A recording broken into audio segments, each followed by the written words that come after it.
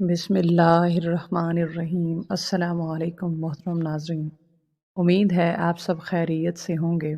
आज का जो वजीफ़ा मैं लेकर हाजिर हुई हूँ उसका मकसद ये है और ये हर घर की परेशानी है और इसकी वजूहात क्या हैं वो भी मैं आपको बताती हूँ। देखें, मियाँ बीवी का रिश्ता अल्लाह ताला ने बहुत ही मुक़द्दस और बहुत ही पाकीज़ा बनाया है। अगर इन दोनों में से कोई एक भी रिश्ते में मुखलिस नहीं है तो वो रिश्ता बराए नाम रिश्ता रह जाता है। अगर औरत मर्द को धोखा दे या मर्द औरत को धोखा दे, बात एक ही है कि घर तो एक ही टूटेगा, किसी और का घर तो नहीं टूटेगा। एक ही घर पे इन सब चीज़ों के बुरे असरात और सबसे पहले मिजाज पे असर पड़ता है कि आपके मिजाज तब्दील होने लग जाते हैं। एक औरत घर छोड़ कर आती है तो वो इसलिए छोड़ कर आती है कि वो जिस मर्द के सहारे आई है वो मर्द उसके साथ मुखलिस हो, लेकिन जब वो मर्द ही उसके साथ मुखलिस नहीं तो उसका उस घर में कोई काम नहीं। और अगर कोई मर्द किसी औरत को लेकर आता है जो अपनी इज्जत, अपना पैसा और अपना हर रिश्ता उसके नाम कर देता है तो उसका ये मकसद होता है कि उसकी ज़िंदगी में अब सब चीज़ों से अहम उसकी बीवी है, उसके घर में जो उसकी इज्जत बनकर आई है। अगर वही मर्द ये देखे कि उसकी बीवी उसके साथ मुखलिस नहीं है, उसकी नज़रें कहीं और हैं, ये बहुत ही बरकत वाला रिश्ता है। ये रिश्ता अल्लाह ताला ने इस दुनिया की बका के लिए बनाया है। अगर दोनों मर्द औरत एक दूसरे के साथ मुखलिस हो जाएं और एक मर्द किसी दूसरी औरत की तरफ ना देखे और औरत किसी दूसरे मर्द ना महरम मर्द की तरफ ना देखे तो एक घर जन्नत बना रहता है। लेकिन अगर इन दोनों में से कोई एक भी नज़रें फेरने लगे तो वो घर आहिस्ता आहिस्ता जहन्नम बनने लगता है। अगर तो बच्चे नहीं हैं तो फिर भी कुछ ना कुछ गुजारा चल जाता है। इन दोनों के मिजाज में भी लाताल्लुकी आ जाती है, बदमज़गी आ जाती है घर में। लेकिन अगर बच्चे भी हैं तो इनका पहला असरात उन मासूम बच्चों पर पड़ना शुरू हो जाता है।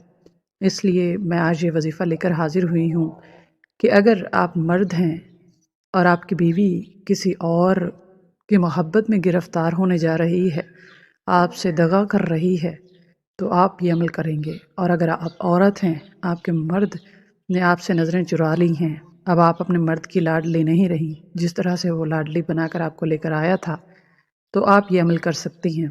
देखें, किसी भी अमल को शुरू करें, किसी भी वजीफ़े को शुरू करें तो सबसे पहले आप जो अमल कर रहे हैं उस पर पूरे मुकम्मल यकीन और एतमाद से उस अमल को करें। क्योंकि किसी भी चीज़ का दारोमदार, हम कहते हैं ना कि नबी करीम सल्लल्लाहु अलैहि वसल्लम की हदीस मुबारक है कि अमलों का दारोमदार नीयतों पर है।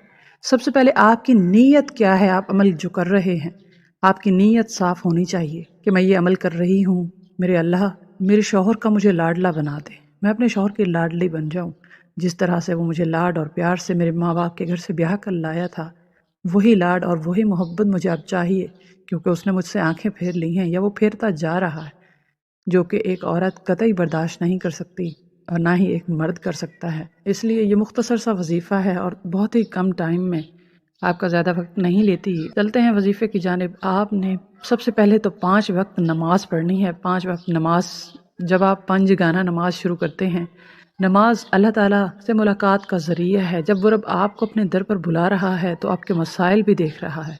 उन मसाइल को देख रहा है तो बेशक वो रब रहमान है, आपकी हर मुश्किल को, हर परेशानी को दूर करने की ताकत सिर्फ उसी में है। किसी के दर पे हाथ जाके ना फैलाएं, किसी को अपने घर का कोई राज ना बताएं।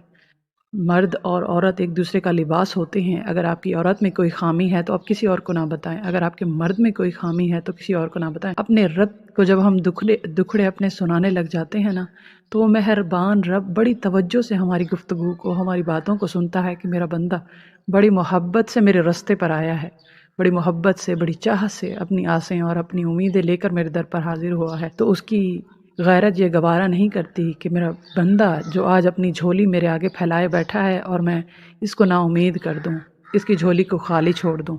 इसलिए आपने करना ये है कि हर नमाज के बाद आपने 121 मरतबा बिस्मिल्लाहिर्रहमानिर्रहीम, बिस्मिल्लाहिर्रहमानिर्रहीम, बिस्मिल्लाहिर्रहमानिर्रहीम आपने ये अमल करना है। अगर आप अपनी बीवी के लिए कर रहे हैं तो तसव्वुर में आपने उसी को लाना है कि मेरे अल्लाह, अगर उसके पाँव उल्टे हो रहे हैं, अगर वो अपने पाँव मेरी तरफ से अपना दिल और आंखें फेर रही है तो उसे मेरी तरफ लौटा दे। और अगर आप अपनी मर्द के लिए कर रही हैं, अपने शौहर के लिए कर रही हैं, तो आप तसव्वुर में अपने शौहर को रखेंगी कि मेरे अल्लाह, अगर उसकी आंखें फिर रही हैं मुझसे, अगर उसकी मोहब्बत मेरी तरफ से कम हो रही है तो इस मोहब्बत में बरकत डाल दे, इस मोहब्बत में इजाफा कर दे। اور ہر نماز کے بعد آپ نے 121 مرتبہ بسم اللہ الرحمن الرحیم پڑھنی ہے، اول و آخر 11 مرتبہ درود ابراہیمی پڑھنا ہے۔ آپ جیسے ہی یہ عمل کرنا شروع کر دیں گے انشاءاللہ آپ اس کے بہت جلد ہی اثرات دیکھیں گے اور آپ اپنے شوہر کی لاڈلی بننا شروع ہو جائیں گی۔